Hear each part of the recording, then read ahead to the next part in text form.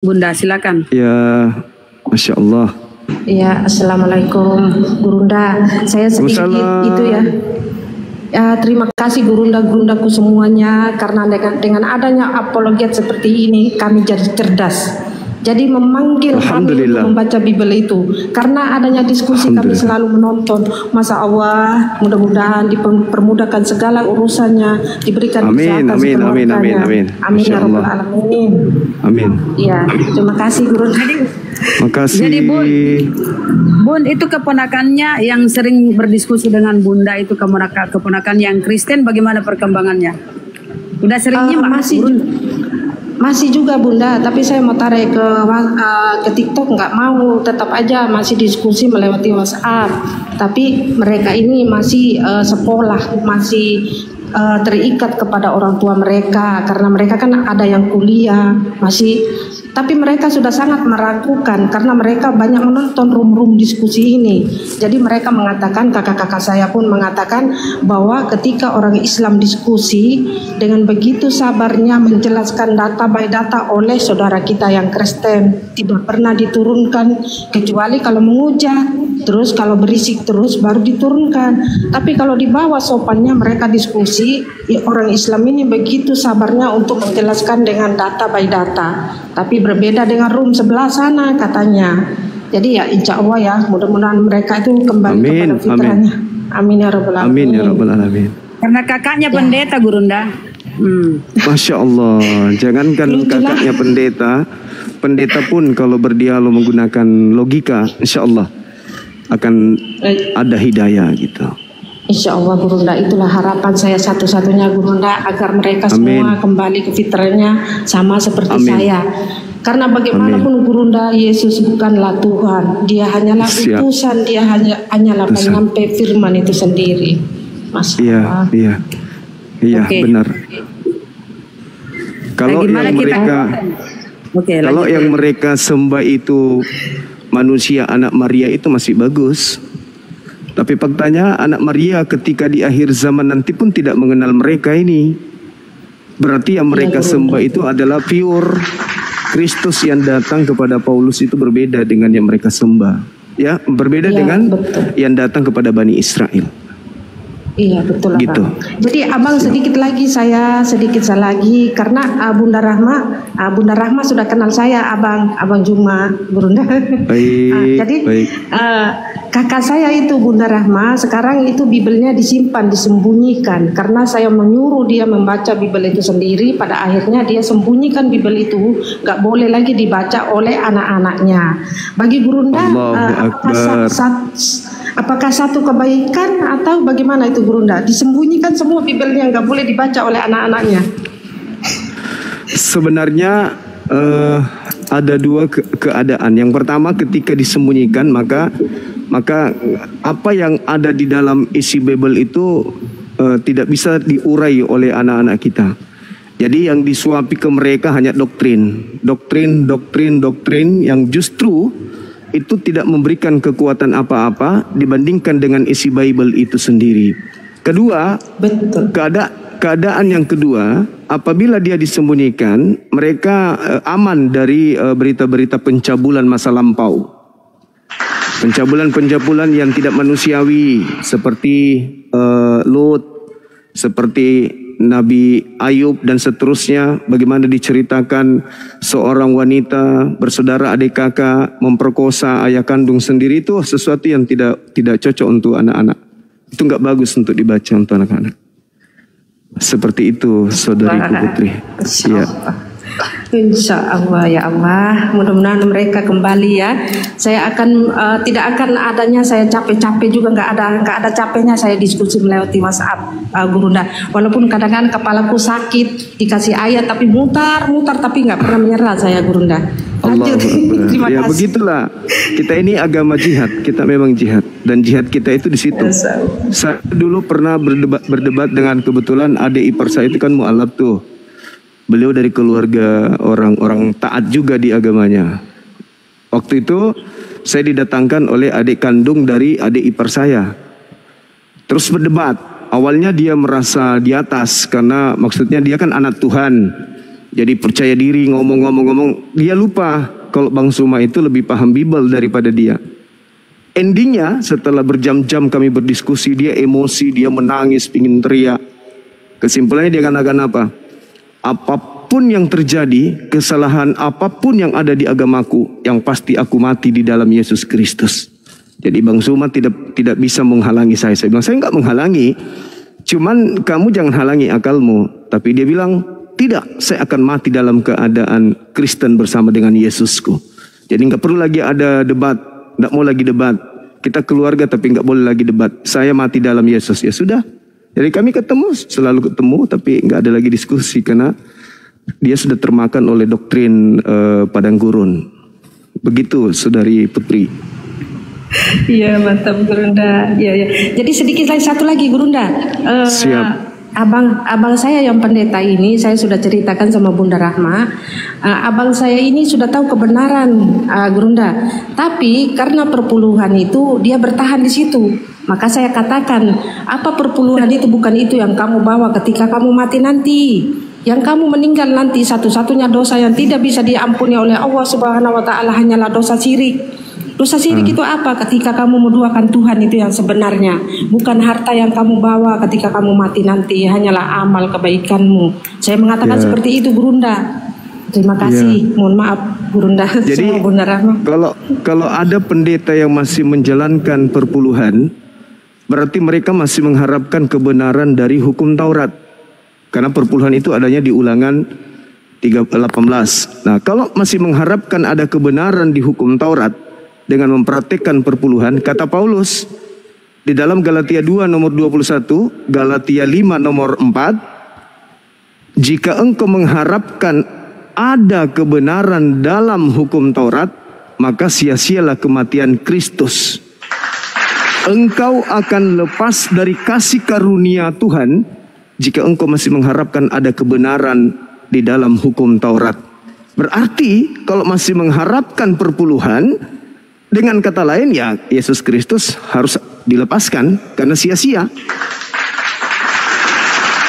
Itu dalil. Jadi ya seperti jemaat.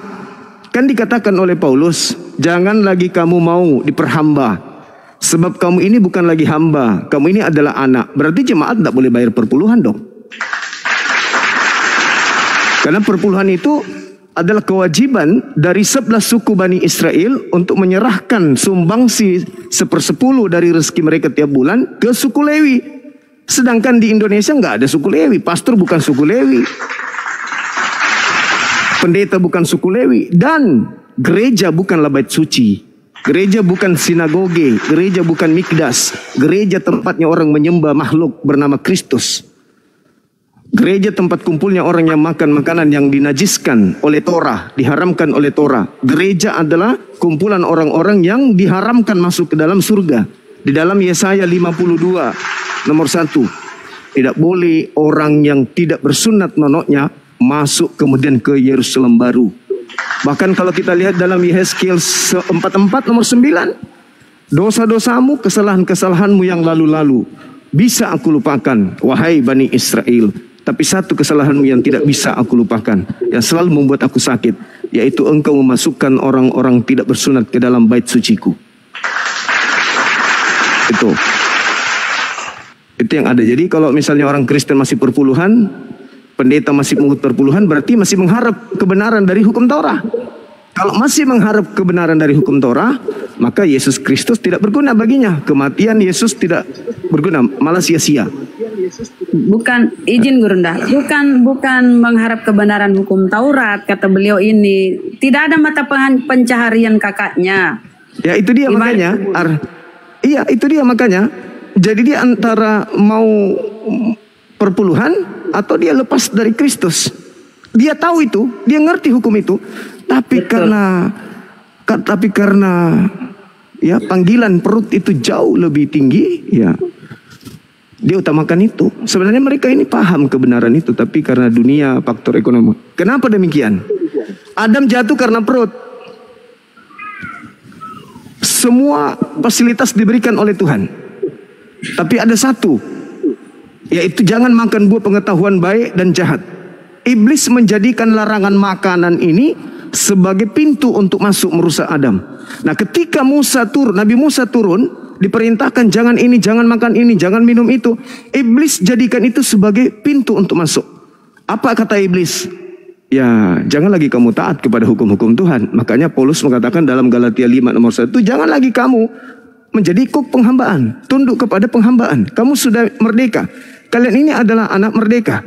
Kalian ini adalah anak-anak merdeka, bukan lagi anak hamba. Oleh karena itu, jangan lagi kamu menjadi hamba, karena Kristus telah memerdekakan kita. Di Galatia 4 nomor 7, kamu bukan lagi hamba, tetapi kamu adalah anak. Engkau adalah pewaris surga. Jadi didoktrin memang untuk tidak tunduk kepada Tuhan. Memang sudah didoktrin, jangan lagi kau menghambakan diri, jangan. Kau bukan lagi hamba Tuhan, kau adalah anaknya. Jadi tidak pantas lagi kau menghambakan. Nah, makanya saya berani mengatakan depan pendeta, tolong tunjukkan satu prosesi keagamaan di Kristen yang diindikasikan Kristen sedang beribadah menyembah kepada pencipta langit dan bumi. Itu nggak ada. Nggak ada. Satu pun. Ke gereja bukan menyembah pencipta langit dan bumi kalau ke gereja. Ibadah minggu bukan. Kebaktian-kebaktian itu bukan menyembah kepada pencipta langit dan bumi. Mereka sedang menyembah kepada Kristus yang datang kepada Paulus. Begitu yang saya tahu. Silakan. Jadi Gurunda, itu kakaknya sudah sadar bahwa apa yang diimani itu keliru. Tetapi berhubung tidak ada mata pencahariannya, dia tetap begitu jadi pendeta. Tapi Mbak Putri ini berjanji ya, kalau dia pulang, gimana Mbak Putri kalau pulang nanti ke NTT? Mbak Putri. Kalau saya pulang Bunda, Gurunda, saya punya abang itu takut duluan dia, karena saya bilang sama dia kalau saya pulang awas aja nanti, saya bilang. Dia tahu saya menyampaikan selalu kebenaran itu, Gurunda. Kami 6 orang bersaudara nih. Orang tua saya dari kecil sudah meninggal dua-dua. Selamat siang Bunda. Jadi, selamat siang. Oh, ada orang. Bentar dikit lagi Bang. Bentar lagi Bang Oten. Silakan selesaikan dulu Mbak Putri.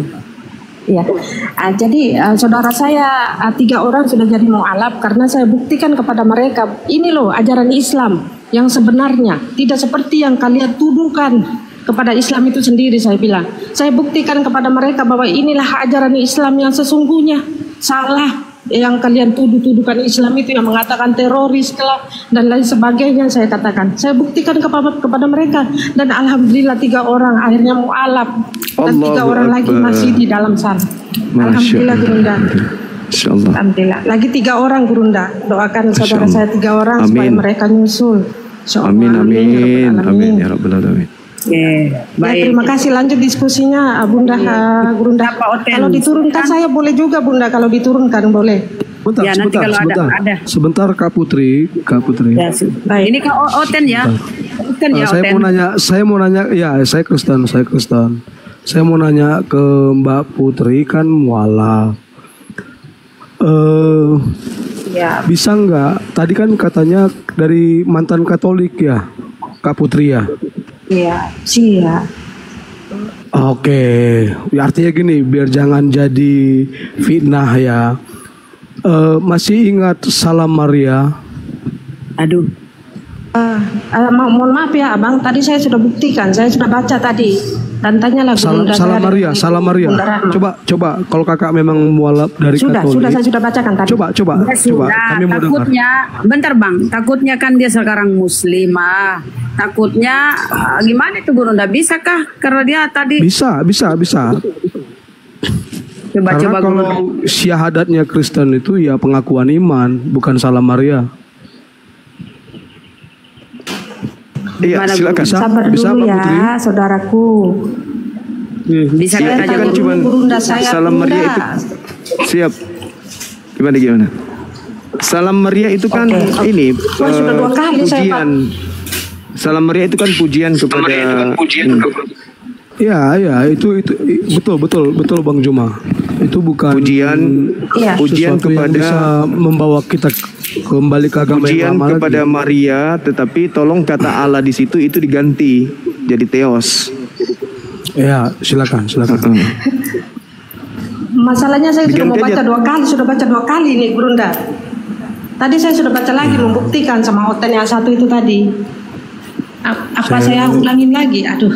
Iya, tapi kata Allah itu dirubah ya menjadi Theos ya. Jangan dipakai kata Allah di dalam salam Bunda Maria itu. Ya. Santa Oke Maria. ya, saya buktikan lagi sekalian. Santa Maria Bunda Allah itu. Theos. Bunda Theos digantinya di situ. Bunda Theos. Siap. Iya, iya. Kalau saya lupa nanti ingatkan ya Bunda ya. Baik, Itu Bunda baik. Theos itu. Iya. Oke, yang pertama saya minta maaf dulu kepada Tuhan saya ya. Astagfirullahaladzim, astagfirullahaladzim, astagfirullahaladzim. Oke ya, saya baca. Salam Maria penuh rahman, Tuhan sertamu, terpujilah engkau di antara wanita dan terpujilah buat tubuhmu Yesus. Santa Maria Bunda Allah, doakanlah. Bunda Sudah Theos. tadi lupa. Oh, saya jadi lupa ini. Doakanlah kami. Saya ulangin ya. Iya. Bunda Doakanlah Theos itu kami saya yang lupa Gurunda. Doakanlah kami yang berdosa ini dan sekarang waktu mati, amin. Udah. Ya, itu aja. Udah ya. Udah cukup itu. Oke. Siap. Ya, Jangan baik, ketawa kalau mau sempurna. Yang saya ini ke Bunda Theos itu yang saya lupa begitu. Ya, artinya kalau kami sih nggak ada masalah sih Kak Putri ya. Yang penting kawan-kawan di bawah lah yang menilai bagaimana tadi Kak Putri membacakan Salam Maria. Ya. Halo, selamat sore Bang. Jadi saya mau bertanya tadi ada pembahasan dari Bunda Rahma tentang bagaimana Islam menceritakan atau mengatur hukum-hukum pernikahan. Itu tadi ya Bunda Rahma ya. Perasaan Bunda Putri yang ngomong pernikahan. Oh iya, Bunda Putri tadi yang ngomong. Oke. Kenapa beliau gini yang dia sampaikan gini Bang. Kenapa dia itu tidak mau menikah ketika Kristen? Takutnya nanti anaknya membaca di Bible itu persandalan, Yehezkiel, Amsal. Makanya dia mualaf dulu baru menikah dan akhirnya anaknya ini alhamdulillah Islam. Ya, saya tertarik tadi Bunda bagaimana Kak Putri dan Kak Bunda tadi bercerita bahwa di Al-Quran diatur hukum-hukum pernikahan. Coba tadi bisa disebutkan tadi Kak Putri atau Bunda Rahma. Sama Gurunda aja ya. 1, 2, 3 tadi yang diatur. Bentar sama Gurunda sih. Nggak ada aturan itu. Nanti Bang Juma. Apolos Nanti kok Bang Kristen. Juma enggak. Bentar dulu, Oten. Apolos kok Kristen Bang? Halo Kristen. Oke siap. Gantian ya Bang ya, biar dulu otentik. Oke, siap, Sabar ya siap, Bang ya. Silakan sama Gurunda deh. Gurunda belum diskusi. Iya. Silakan. Bisa disebutkan Oke, tadi Bunda atau Bang Juma atau Putri 1, 2, 3 hukum pernikahan yang diatur dalam Al-Quran. Izin. Iya, jadi ini kenapa larinya ke tema pernikahannya? Bukankah tema hari ini yang saya sediakan ini kurban dan tumbal? Kalau di Islam itu kan sudah Tadi jelas syarat dibahas sah Bang Juma nikah. sama Kak Putri. Syarat sah nikah memang Ya, di Islam silakan, itu Bang, ada. Dari syarat sah nikah itu dalam ilmu fikhian diaturnya. Jadi Islam itu ada kitab fikih namanya. Kitab fikih itu mengatur bagaimana kemudian Rasulullah Muhammad SAW menjabarkan tentang syarat sah pernikahan antara laki dan perempuan beragama Islam dan seterusnya. Kemudian dia balik dan seterusnya. Ada wali, ada ijab kabul dan seterusnya. Itu syarat sah yang kemudian dijelaskan langsung oleh baginda Rasulullah Muhammad SAW. Jadi Nabi Muhammad sebagai utusan Tuhan itu diutus untuk menjabarkan isi Al-Quran seperti Al-Quran surah Ar-Rum ayat 21. Nah, Nabi Muhammad inilah yang kemudian yang diperintahkan untuk menjelaskan. Maka Nabi yang diperintahkan kepada seluruh manusia fattabi'uni untuk mengikut kepada beliau, maka beliau yang menjelaskan syarat sah nikah tersebut. Itu di Islam. Jadi Allah menjelaskan tentang hukum utama, penjabaran hukum utama ini dijelaskan oleh Nabiullah Rasulullah Muhammad SAW. Maka ini yang disebut as-sunnah. Jadi tidak semua hukum dalam Islam itu adanya di dalam Al-Quran, tapi dijelaskan kemudian di dalam as-sunnah atau hadits. Begitu saudara. Nah, sedangkan kalau berbicara mengenai pernikahan di Islam ini tidak ada syarat. Berarti izin Bang Juma. Gimana? Bang Juma, izin sebentar Bang. Iya. Berarti tadi menurut penjelasan Abang bahwa hukum pernikahan itu diatur di fikih ya Bang? Iya, betul. Fikih, ilmu fikih. Ya, itu artinya secara eksplisit di Quran nggak terlalu jelas tuh ya Bang? Ya, enggak, begini. Di Al-Quran itu sudah jelas, cuman uraiannya itu Nabi Muhammad yang menguraikan hukum-hukumnya. Karena tidak semua manusia itu mengerti tentang kalam Allah. Perkataan pencipta langit dan bumi itu hanya bisa dipahami secara mutlak oleh utusan, duta, rasul, bukan orang lain. Maka Rasulullah menjelaskan uraiannya. Nah, penjelasan inilah yang kemudian tadi Kak Putri kan Bang? Gimana? Saya rasa Kan Bang, tadi Kak Putri mengatakan bahwa di Quran itu diatur semua. Uten, saya rasa sudah memang lengkap. Sebenarnya Al-Quran itu mengatur segalanya, diatur oleh Al-Quran. Lalu kemudian isi Al-Quran itu diuraikan. Jadi Al-Quran itu seibarat bangunan yang utuh, lengkap semuanya. Tetapi kemudian dijelaskan ini pintunya terbuat dari kayu, dia punya engsel, dia punya kunci, ada kacanya dan seterusnya. Kemudian ini dindingnya diuraikan, dindingnya itu terbuat dari pasir, semen, batu merah, terus kemudian paling bawah namanya pondasi. Pondasi itu ada batu dan seterusnya. Ke atas lagi ada plafon, di atas plafon ada atap. Sebelah sini ada namanya jendela. Itu bangunan, Al-Quran itu bangunan, hadits itu menguraikan bangunan tersebut. Itulah Islam. Islam itu begitu. Jadi Allah memberikan Al-Quran, yang menjelaskan Al-Quran itu adalah wakilnya. Makanya dikatakan dalam Al-Quran, bil bayyinati waz zubur wa anzalna ilaika dzikr litubayyana lin-nasi ma nuzila ilaihim wa la'allahum yatafakkarun. Aku turunkan kepadamu Al-Quran agar engkau menjelaskan isi Al-Quran ini kepada seluruh manusia apa yang harus mereka kerjakan. Maka yang menjelaskan kemudian isi Al-Quran itu adalah Nabi Muhammad. Nah, uraiannya inilah yang disebut hadits. Begitu, saudara. Maksud saya gini tadi Bang, karena tadi ada... Sebentar. Saya rasa sudah lengkap ya, saudara ya, penjelasan Gurunda ya. Saya rasa sudah lengkap. Kembali ke tema. Tadi itu yang membawa itu alasan Putri mualaf. Sebentar Bunda. Ya, ini tema kita. Udah lengkap tadi penjelasannya. Kalau kau nggak nangkep, berarti memang otakmu error Bang. Sekarang judul dialog kita kurban PS tumbal. Tadi yang membawa itu Mbak Putri. Maksudnya gini loh Bunda. Tadi kan dibanding-bandingkan Quran dengan Bible kan gitu. Nah artinya kalau kita berbicara seperti Bang Juma tadi sampaikan, ya Bible juga seperti itu Bang. Seperti itu Bunda gitu loh. Tapi ada yang mau saya tanya lagi. Tadi tentang syarat hukum pernikahan itu yang saya tangkap dari penjelasan Bang Juma, di Quran itu sebenarnya nggak dijelaskan secara eksplisit. Salah satunya ada di Al-Quran surah An-Nisa. Ya, Bang Juma? Salah satunya dijelaskan dalam surah An-Nisa ayat 4 misalnya. Berbicara mengenai syarat sahnya itu diantaranya adalah mas kawin. Itu jelas itu Bang. Diterangkan dalam Al-Quran. Wa'atun nisa. Jadi ketika kemudian dikatakan berikanlah mas kawin kepada seorang perempuan sadukatihinna, maka mas kawinnya itu diatur kemudian karena sudah ada perintah. Lalu yang menarik di Islam ini, ketika berbicara mengenai hukum kekerabatan dalam pernikahan, Islam itu dianjurkan cukup satu istri, fawahidah. Tapi kalau di Kristen itu tidak ada aturan cukup satu istri, itu nggak ada. Dalilnya Anda cari sampai manapun itu tidak akan Anda temukan. Di Islam itu jelas. Kamu boleh menikah lebih dari 1, 2, 3, maksimal 4. Apabila kamu bisa adil. Namun kata Allah, kamu tidak akan bisa adil. Maka cukup fawahidah, maka cukup 1. Hanya di Islam ada perintahnya cukup 1. Kalau di Kristen tidak ada perintah cukup 1. Nggak ada. Saya sudah lama mengkaji Bible, saya tidak pernah temukan ada dalil cukup 1 istri. Itu nggak ada Bang. Syarat nikah setelah haid ada Bang di Quran? Nggak bisa nikah kalau tadi juga haid dijelaskan begitu. Iya memang nggak bisa. Ya oke. Makasih Bang. Iya. Kalau sementara ya itu ya artinya gini Bang. Artinya gini Bang. Di dalam Quran itu kan nggak dijelaskan secara eksplisit kan Bang? Iya. Maka Rasulullah yang menjelaskan itu. Karena beliau adalah wakil Tuhan. Seperti itu saudara.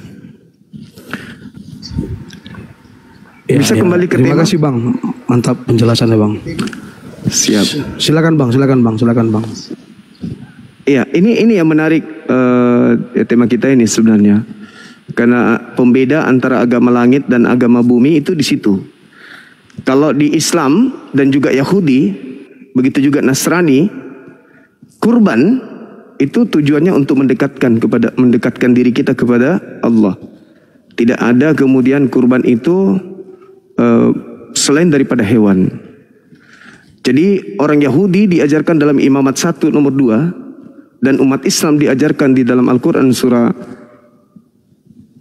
Al-Hajj ayat 34 dan juga Al-Kautsar, ya, fasalli lirabbika wanhar, maka berkurbanlah. Kurbannya adalah hewan. Al-Hajj juga adalah hewan. Imamat 1 nomor 2 juga hewan. Tapi yang rancu di Kristen justru kurbannya itu adalah manusia, bahkan katanya Tuhan. Nah, ini pola yang ada di Kristen ini itu diambil dan diatur dari mana kaidah ini? Kok Yahudi mengajarkan korbannya hewan, Nasrani korbannya hewan, tapi kok Kristen justru korbannya ini adalah manusia yang konon adalah Tuhannya sendiri. Bahkan kalau kita lihat di dalam kitabnya orang Kristen di Ibrani, ya, Ibrani 9 nomor 28, di situ ada kata prospero. Jadi ketika ada kata prospero di sana, itu artinya dipersembahkan. Bahasa kita ditumbalkan. Maka akan muncul pertanyaan besar, Yesus ini ditumbalkan untuk siapa? Dipersembahkan kepada siapa gitu. Karena Tuhan pencipta langit dan bumi, Ulangan 18:21, dia tidak mau. Dia tidak mau kemudian menerima tumbal berupa manusia. Itu ajaran Dewa Molok katanya. Bahkan di dalam Kejadian Keluaran 23 nomor 7 nomor 8, jangan kau persembahkan, jangan kau bunuh, jangan kau korbankan orang yang benar, jangan kau korbankan, jangan kau bunuh orang yang tidak bersalah. Nah, sedangkan Kristen, Yesus dijadikan sebagai tumbal, dalam hal ini kurban penebus dosa, karena dikatakan Yesus itu adalah suci. Kalau suci berarti dia orang benar. Perintahnya jangan kau bunuh. Tapi kok sekarang pembunuhan terhadap orang benar ini justru dirangkul oleh orang Kristen dan dijadikan sebagai solusi untuk keselamatan. Nah, maka muncul pertanyaan, yang mengajarkan Kristen seperti itu, dosa-dosa ditebus dengan menggunakan darah manusia, itu ilmunya dari mana? Mungkin bisa dijelaskan, Bang.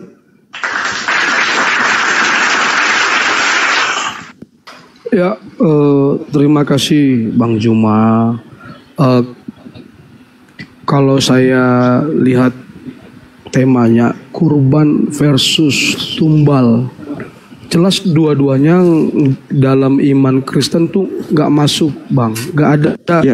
Nggak ada dalam iman Kristen yang percaya dengan tumbal, dan tidak ada dalam iman Kristen yang percaya dengan kurban.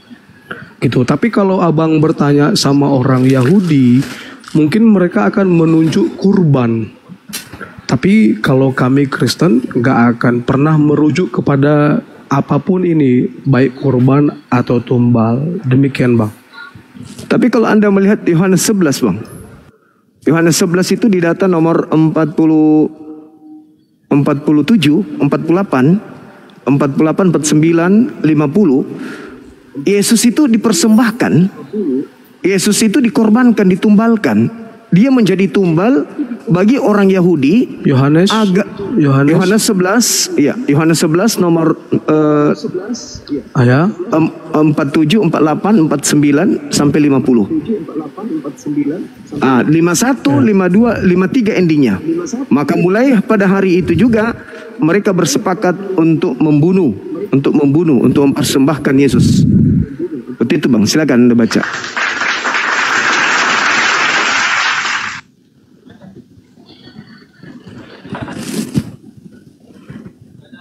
Yohanes 11 ayat 47. Iya, 49 tepatnya, Bang. Oh, 49 ya, Bang ya. Boleh dibaca satu Tapi seorang silakan. Oke. Saya akan baca dari ayat 45 ya, Bang ya. banyak di antara orang-orang Yahudi yang datang melawat Maria dan menyaksikan sendiri apa yang telah dibuat Yesus, percaya kepadanya. Tetapi ada yang pergi kepada orang-orang Farisi dan menceritakan kepada mereka apa yang telah dibuat Yesus itu.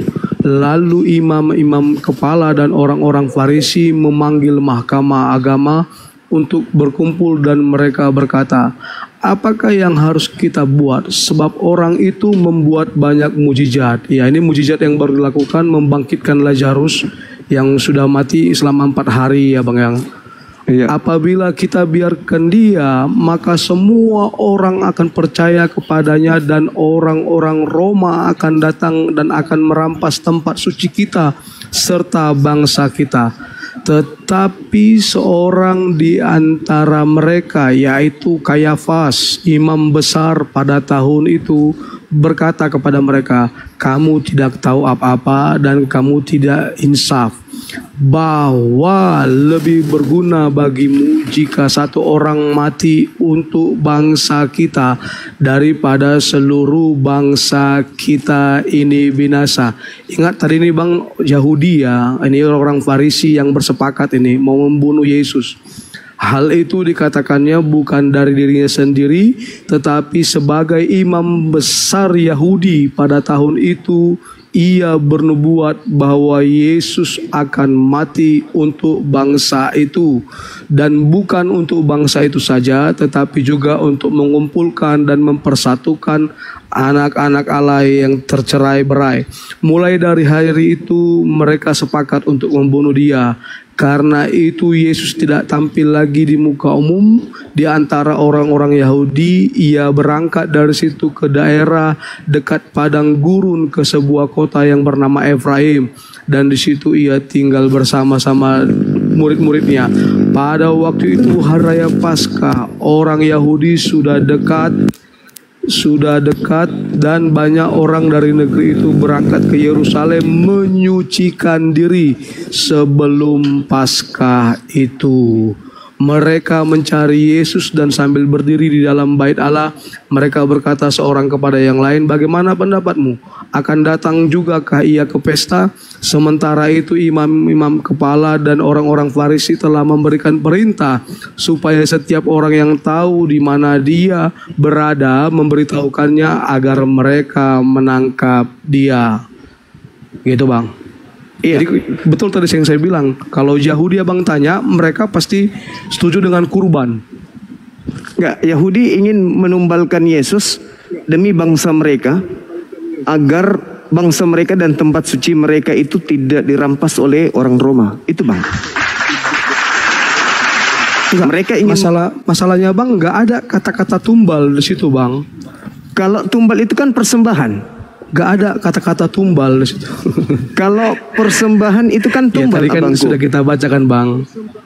Oh, itu bahasa Indonesia kan ya? Enggak. Tadi kan di dalam ayat. Oke, enggak. Gini Bang, Kita kontekstual ya Bang ya. Ya silakan Bang Ujwa, Iya. Jadi ketika orang-orang Yahudi ingin menyelamatkan bangsa mereka dari rampasan orang-orang Roma, apa yang mereka lakukan? Mereka mempersembahkan Yesus. Kalau mempersembahkan Yesus kan berarti menumbalkan. Itu bahasa kita. Dan lagi-lagi di dalam Ibrani 6 nomor 28 kan jelas di situ. Ibrani 9 ya. Ibrani 9 nomor 28. Di situ ada kata prospero. Prospero itu dipersembahkan. Persembahan berarti ya ditumbalkan. Karena tumbal itu adalah sebagai upah kepada yang bisa membinasakan, menurut konsep yang mempersembahkan persembahan. Misalnya nih, ada orang percaya kepada jin gunung. Jin gunungnya ini atau hantu gunung ini minta supaya kampung mereka itu tidak tercemar atau tidak dihancurkan oleh penyakit yang menular. Maka di antara mereka ada tua-tua yang kemudian didatangi oleh penunggu gunung ini dan mengatakan, berikan kepadaku, persembahkan kepadaku anak manusia, supaya penyakit ini saya cabut dari perkampunganmu. Maka mereka mempersembahkan. Nah itu namanya tumbal. Meskipun tidak dikatakan tumbal, tetapi karena untuk membayar supaya tidak mendatangkan bahaya, ya itu tumbal namanya. Gitu saudara. Jadi Yesus ini ya tumbal untuk kemudian orang-orang Yahudi tidak merampas tempat suci mereka dan tidak merampas bangsa Yahudi. Katolik orang Romanya tidak merampas kemudian orang-orang Yahudi punya tempat suci dan bangsa. Nah, sedangkan kalau kita membaca seperti yang Anda baca sendiri, Yohanes 11 nomor 45 sampai 57 ini, ternyata tuan rumah ingin membunuh Yesus karena faktor ekonomi sosial. Bukan karena tumbal dosa, tetapi tumbal untuk bangsa. Dan tumbal pun itu hanya untuk menyelamatkan bangsa mereka, bukan untuk menyelamatkan dunia. Setelah muncul Kristen, barulah ada doktrin tumbal untuk dosa dunia. Makanya saudara Kristen itu kelelahan, kecapean mencari data ketika diminta, mana bukti kalau manusia itu diwarisi dosa dari Adam? Mana dalilnya di kitabnya orang Yahudi? Ya, sampai kita menemukan selangkangan ular, tidak akan pernah ditemukan itu datanya. Itu nggak ada, Bang. Nggak ada. Tuhan berfirman, Adam, karena kau berdosa maka seluruh keturunanmu akan mewarisi dosa-dosa. Itu nggak ada. Itu buatan gereja awal mula. Itu doktrin dari Paulus di dalam Roma 5 nomor 12. Karena oleh satu orang kemudian turun ke bumi, maka dia satu orang ini menjalarkan dosa ke bumi. Itu fitnah. Fitnah terbesar yang dilakukan oleh Kristus padang gurun, yang datang kepada Paulus, membisikkan Paulus untuk melakukan fitnah besar-besaran terhadap kakek kita sebagai manusia pertama. Nah ini Kristen harus melek. Oh ternyata tidak ada dalil kalau ada dosa diwariskan Adam. Ternyata selama ini hanya ada bohong waris, bukan dosa waris. Tapi bohong yang diwariskan turun-temurun sudah 2000 tahun.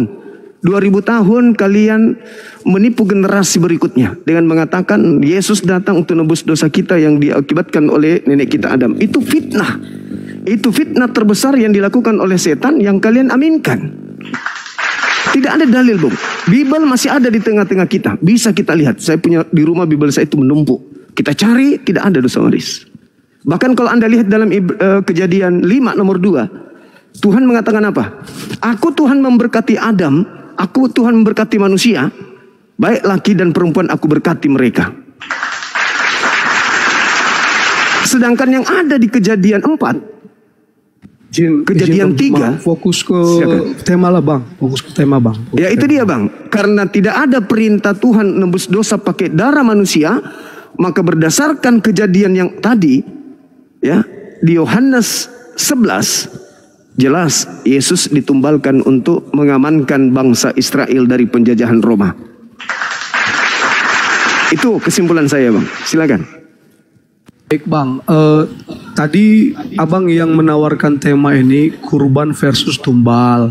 Tadi saya katakan bahwa kedua-duanya pun orang Kristen tidak mengimani kecuali kalau Yahudi.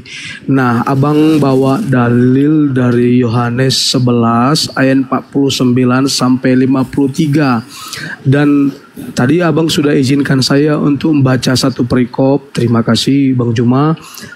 Tapi saya tidak menemukan dalam Yohanes 11 ayat 49 sampai 53 itu kata-kata ditumbalkan atau dikurbankan gitu Bang. Atau Abang punya ayat yang lain untuk memperkuat tema Abang pada saat ini?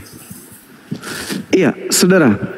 Kalau Anda melihat di dalam Galatia 3 nomor 13, Kristus telah menebus Kristen dari kutuk hukum Taurat dengan jalan menjadi kutuk. Karena ada tertulis terkutuklah dia orang yang digantung. 3:15. Galatia 3 ayat 15. Oke, silakan Bang, silakan. Iya. 13, Sebab ada tertulis terkutuklah dia yang digantung di tiang salib. Kalau kita berbicara konsep salib, menurut Tuhan yang ada di dalam kitabnya orang Yahudi, orang yang disalib itu adalah orang yang... Izin bang. Bang Jum, Silakan. Bang Juma izin Bang. Galatia 3 ayat 15. 13. Saudara-saudara, baiklah ku pergunakan suatu 13. Iya. Oh. Oke, sebentar ya Bang. Saya baca dulu ya Bang ya. Silakan. Kristus telah menebus kita dari kutuk hukum Taurat dan dengan jalan menjadi kutuk karena kita, sebab ada tertulis, terkutuklah orang yang digantung pada kayu salib. Ya, silakan Bang. Iya, ini Paulus ada dendam apa sampai Yesus ya dikatakan terkutuk dan dia harus menanggung dosa-dosa. Kenapa dia yang harus jadi tumbal? Bukankah dalam kajian-kajian yang ada di dalam kitabnya orang Yahudi seperti Keluaran 29:14, ketika mereka melakukan dosa, perintah Tuhannya apa? Bakarlah dagingnya, sapinya dan kotorannya, itulah korban penebus dosa. Jadi yang menjadi korban penebus dosa itu adalah lembu, sapi bagi Bani Israel. Nah, sedangkan Paulus mendoktrin dengan menghinakan Yesus dengan mengatakan bahwa Kristus telah menebus Kristen dari kutuk hukum Taurat dengan jalan menjadi kutuk karena Kristen, sebab ada tertulis. Nah, ini sebab ada tertulis. Di mana tertulis? Terkutuklah orang yang digantung di tiang salib. Ternyata tertulisnya di Ulangan 21 nomor 22 dan 23. Apabila ada orang yang melakukan dosa yang sepadan dengan hukuman mati, lalu kau hukum dia, jangan kau biarkan mayatnya semalam-malaman di atas tiang. Sebab orang yang dikutuk oleh Elohim tidak boleh mayatnya menyentuh tanah yang diwariskan Tuhan kepadamu. Berarti Paulus sedang memfitnah Yesus bahwa Yesus ini adalah pelaku dosa yang sepadan dengan hukuman mati, sehingga Yesus ini dikutuk oleh Elohim. Ini kata Paulus. Sedangkan Elohim sendiri di dalam Yohanes 3 nomor 16 katanya Elohim yang berkata di situ. Katanya, inilah anakku yang kukasihi, kepadanya aku berkenan. Loh, dikasihi, loh, berkenan. Tapi kok salah Bang. dikutuk? Yohanes 3 ayat 16 bukan itu Bang. Oh, salah ya. Karena begitu besar kasih Allah akan dunia, itu dia Bang. Iya, Yohanes sehingga 3, dia 16, menganugerahkan, ya. Sehingga dia menganugerahkan anaknya yang tumbal. Iya, mengaruniakan dengan menganugerahkan itu sama. Iya, yang tumbal atau yang ya, oke, silakan Bang. Yang tumbal atau yang tunggal? Yang tunggal Bang, tunggal. Oh, yang tunggal berarti bukan tumbal ya? Itu catat. Ya, yang tumbal, tunggal. Ya. Supaya yang percaya tunggal, ya. Tidak binasa, kan gitu. Berarti Yesus ini orang yang dikasihi Tuhan. Yesus orang dikasihi. Yesus adalah karunia. Loh, kok jadi Paulus katakan dia adalah orang yang mati terkutuk? Demi untuk dosa-dosa orang Roma. Ilmunya dari mana itu? Paulusnya dapat ilmu dari mana? Memfitnah Adam, mewariskan dosa. Memfitnah Yesus, dikutuk Elohim. Memfitnah Yesus, membatalkan hukum Taurat. Memfitnah Yesus, dewa yang nusul menjadi manusia. Ini Paulus ilmunya dari mana, abangku? Karena ketika orang Yahudi dimintai kurban, Imamat 1 nomor 2, perintahkanlah kepada orang Israel apabila mereka hendak mempersembahkan kurban penebus dosa, maka hendaklah mereka mempersembahkan domba, kambing, sapi, lembu. Itu perintah. Bahkan Yesus mengatakan dalam Matius 8 nomor 4, perlihatkanlah dirimu kepada imam, persembahkanlah persembahan yang diperintahkan Nabi Musa kepadamu. Apa yang diperintahkan oleh Nabi Musa? Imamat 4. Apa itu? Kambing, domba, sapi, lembu. Yesus sapi enggak? Bukan. Intinya tetap di Yahudi kan Bang? Iya, betul. Ya, oke, betul. Bagi Yahudi kurbannya hewan. Adapun mereka ingin membunuh Yesus bukan karena korban penebus dosa, tapi karena faktor ekonomi yang tadi.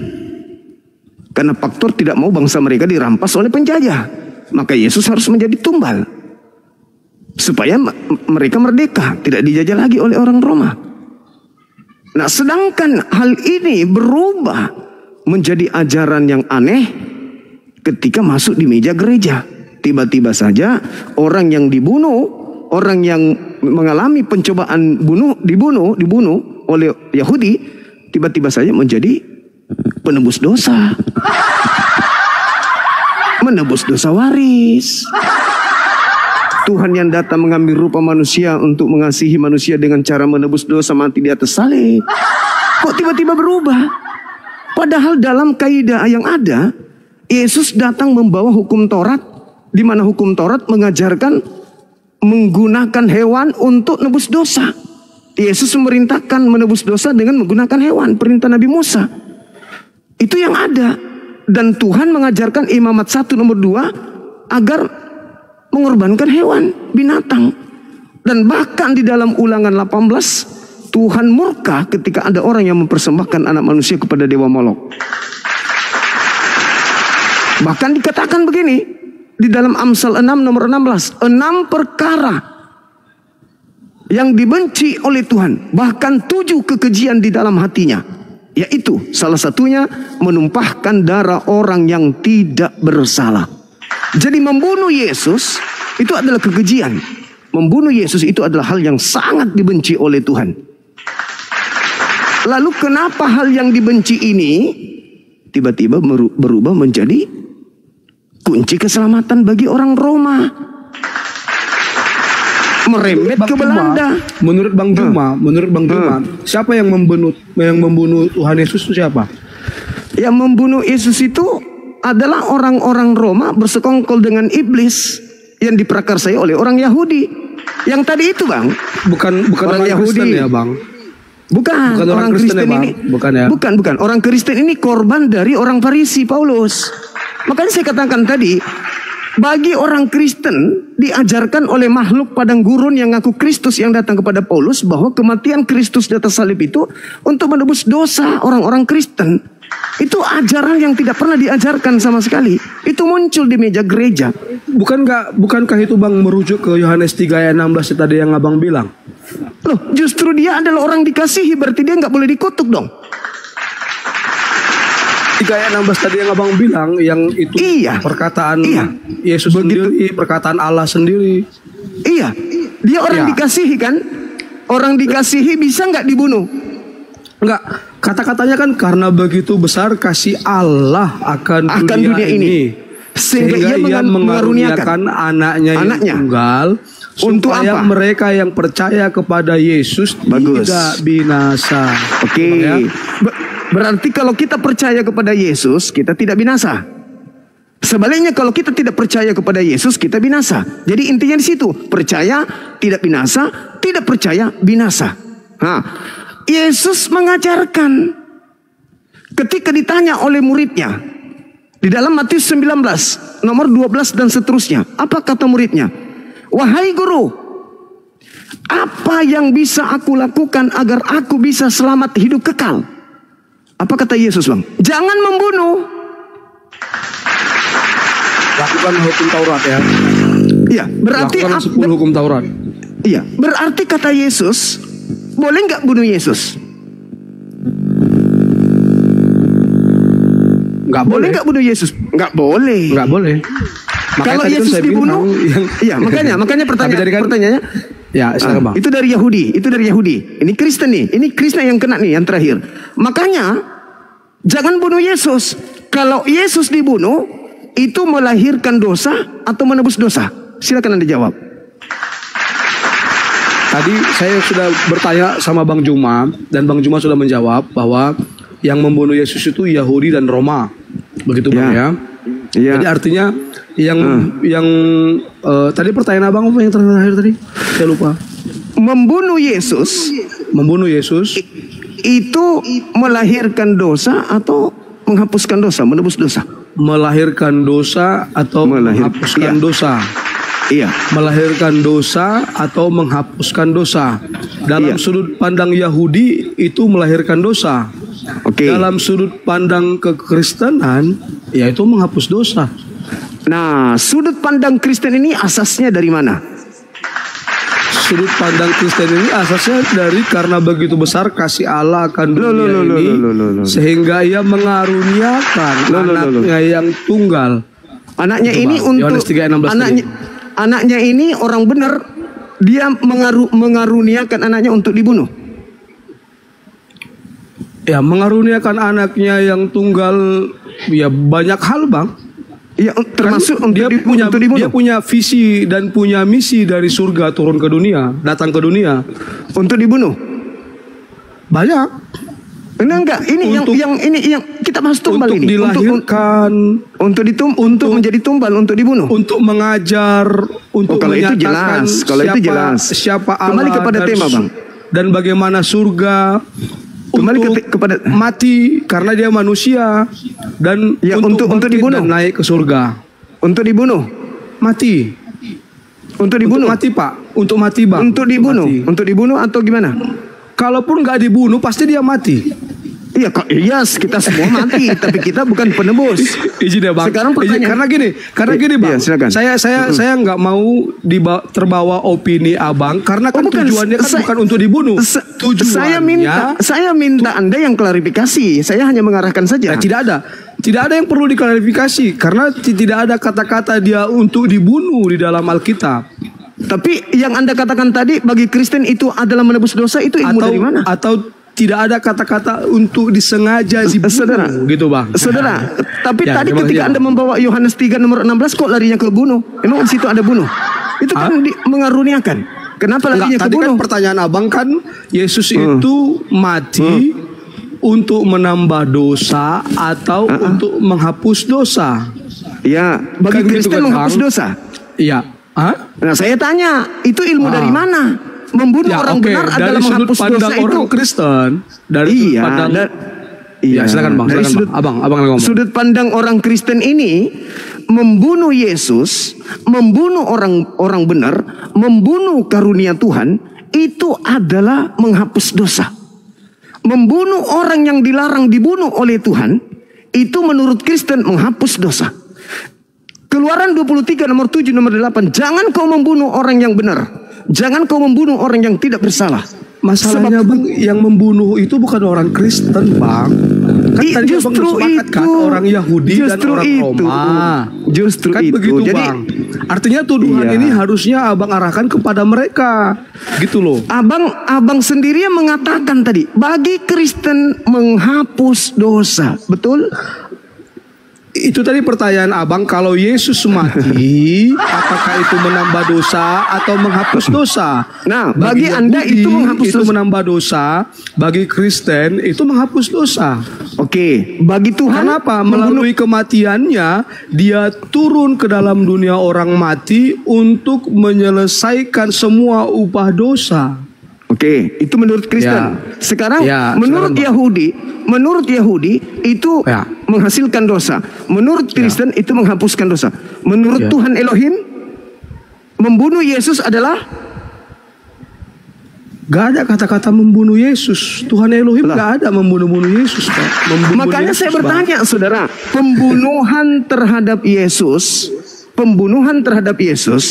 Enggak, bagi Yahudi, Bang Juma, abang terlalu kata ya, membunuhnya, Bang. saya memang butuh diskusi sama orang yang punya intelektual tinggi. Kalau lemah IQ-nya susah saya, Bang.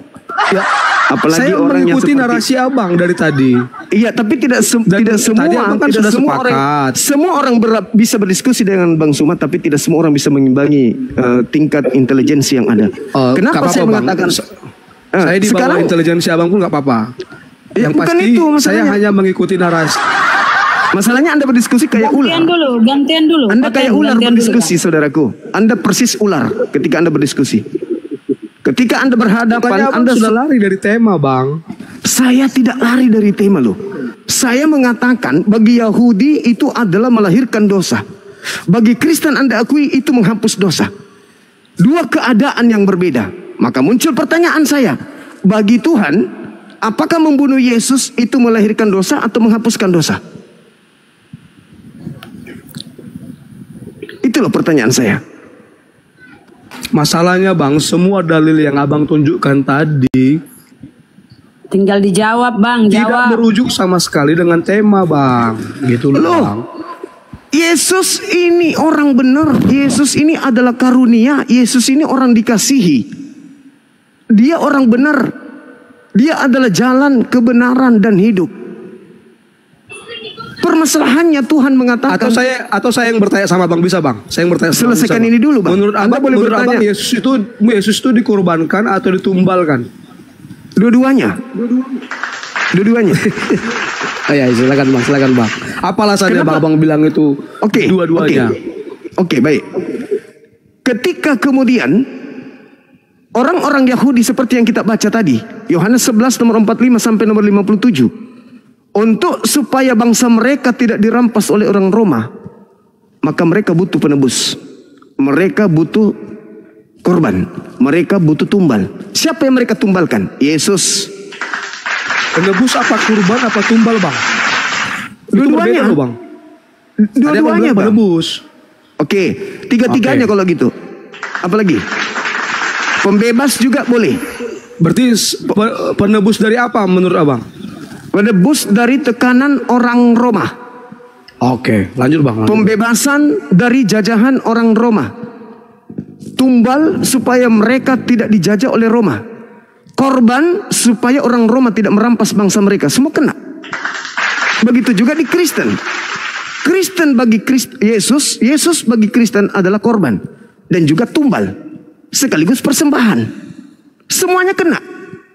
Contoh. Ada dalilnya Bang. Ada dalilnya. Coba 1 Yohanes 2 nomor 1. Anak-anak di mana yang Yesus kekasih. jadi korban, jadi tumbal bagi orang Kristen. Coba tunjukkan Bang. Astagfirullahaladzim. Saya tadi sudah katakan kepada saudara Ibrani 9 nomor 28. Di situ ada kata prospero. Prospero itu dipersembahkan.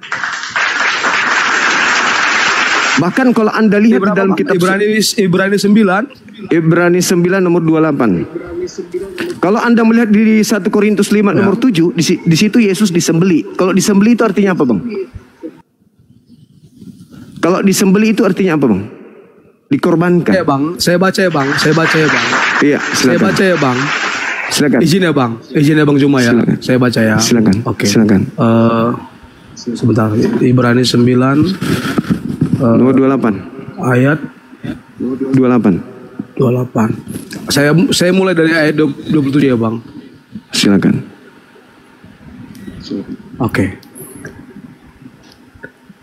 Dan sama seperti manusia ditetapkan untuk mati hanya satu kali saja, dan sesudah itu dihakimi, demikian pula Kristus hanya satu kali saja mengorbankan dirinya untuk menanggung dosa banyak orang.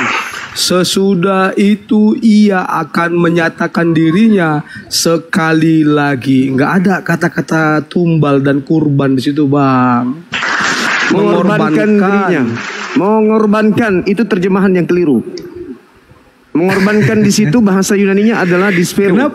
Kenapa jadi Abang yang mengubah-ubah kitab kami? Bang, original teksnya itu prospero, Bang. Prospero itu artinya, nah itu aku bilang IQ rendah. Enggak. Saya IQ jadi, rendah memang nggak bisa diskusi dengan saya. Jadi ya mohon maaf, Bang, nggak apa-apa saya, Bang. Iya, karena orang Kristen ini lucu. Tapi orang Kristen ini lucu memang. Kenapa saya katakan lucu orang Kristen gitu, ini? Orang Kristen ini lucu, yang lebih lucu dari kambing. Kenapa? Karena dia lebih percaya terjemahan daripada bahasa aslinya. Bahayanya itu di situ. Dia lebih percaya uang Bang, palsu daripada uang menghujat, asli. Bang. Oh, itu fakta. Saya tidak menghujat, Bang. Kalau Abang nggak suka, saya tidak menghujat. Demi Allah, saya tidak menghujat. Saya tidak menghujat, Bang. Saya berbicara sesuai dengan fakta. Orang Kristen ini lebih lucu daripada kambing. Kenapa? Ya, karena Bang, orang Kristen itu. Ya. Silakan turun. Ya, saya turun ya, Iya, silakan saudara, silakan. Memang Anda otentik dengan ketololan. Orang Kristen ini tololnya di mana? Dia lebih percaya. Silakan turun, Abang. Silakan, Bang. Tidak perlu bermanis-manis kalau menyesatkan. Iblis juga manis kok. Ketika iblis datang ke Adam di Gan Eden, wow, manis sekali. Hai Adam, ya paman. Manis iblis itu ketika datang ke Adam. Tapi kita tidak butuh bermanis-manis. Manis itu kalau menyesatkan buat apa? Ya, kita butuh pahit tapi obat. Biarpun pahit, kalau itu kebenaran itu harus ditegakkan. Ya, orang Kristen lebih percaya kepada terjemahan daripada bahasa aslinya. Itu aku bilang sakit. Anda lebih lucu daripada kambing. Karena Anda orang berakal, dikasih terjemahan, percaya terjemahan bertentangan dengan original teksnya, lebih percaya kepada terjemahan daripada original teks. Kenapa? Karena terjemahan lebih kena kepada keyakinan paganisme yang dimiliki daripada original teksnya. Di situ sangat jelas prospero artinya dipersembahkan, bukan mengorbankan, tapi dipersembahkan. Dan juga di dalam 1 Korintus 5 nomor 7, Yesus ini disembelih. Kalau dia jatuhnya disembelih, berarti dia korban. Kalau dia jatuhnya disembelih, berarti dia tumbal.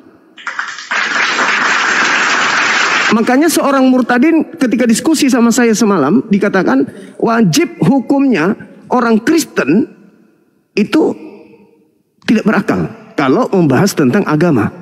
Wajib. Orang Kristen nanti menggunakan akal kalau dia mengkritisi agama Islam. Oh, paling berakal. Sampai titik komanya itu mereka harus selektif. Titik komanya Islam itu mereka harus, wah luar biasa. Kayak tadi, bertanya tentang syarat nikah, masuk ke Al-Quran, apa itu hadits, apa itu as-sunnah. Sampai ke akar-akarnya kalau mereka bertanya pakai akal. Kalau bertanya tentang Islam. Tapi kalau membahas agamanya, mereka pakai biji zakar berbicara. Iya, itu fakta. Biji sakar ternyata biji sakar ya kalian. Biji sakar. Ya. Iya. Oh, keren. Oke, Guru ndak izin. Kita sapa Yosef, Iya, Kristen. Ya, halo. Yosef. Kristen, Bang? Ya. Ya. Oke, silakan Bang ya, dilanjutkan diskusi tadi. Diskusinya apa? Mengenai apa? Tuh, kurban tumbal. Tuh temanya Bang. Ini apa?